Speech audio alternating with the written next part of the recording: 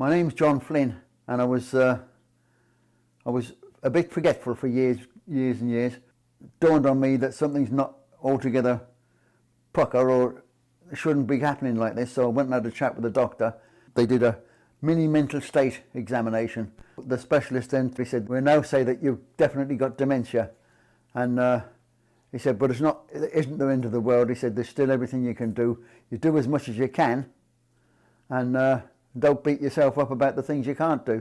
He said, "If you like to think of your brain as a filing cabinet, and the fact of the matter is, anything that you've already put in there is quite safe and it's quite accessible. But the issue you have now is you can't fit any more in that filing cabinet, or your brain's not inclined to take any more in.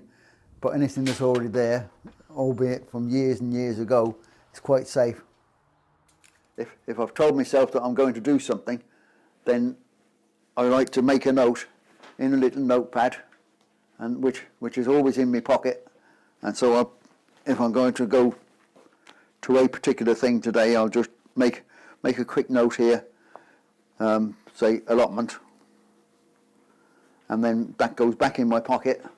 So otherwise I'll be, and there have been occasions when I've been rambling around the town and I thought, I wonder what I'm supposed to be doing down here, and quite often I'll be back home and I suddenly think, I should have done that while I was out.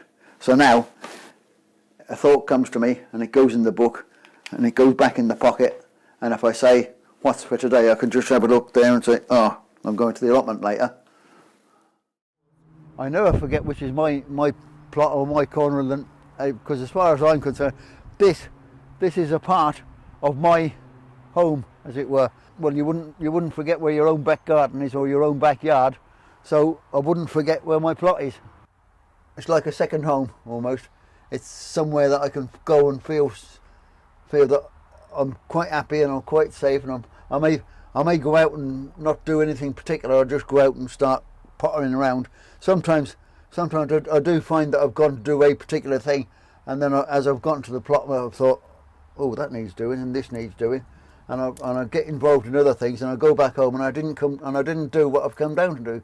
But it doesn't matter, because it will still be here tomorrow. Now, I was first diagnosed when I was 55 years old, and I decided that wasn't going to be the end of me. I was going to keep going, keep busy, find plenty of things to do and stay happy. And I'm 64 years old now, and hopefully I'll be doing this till the day I peg it. I think the most important thing to bear in mind is that there's plenty of things to keep you occupied. Do not let yourself go down the road of saying, "Oh, well, that's the end of me then. There's nothing else for me. I might as well give up and go and sit indoors and forget life." There's plenty of things. My life as John Flynn is very full. I find that I've never got enough time to do everything that I would want to do. Still John, still living life as best as I can, and enjoying life.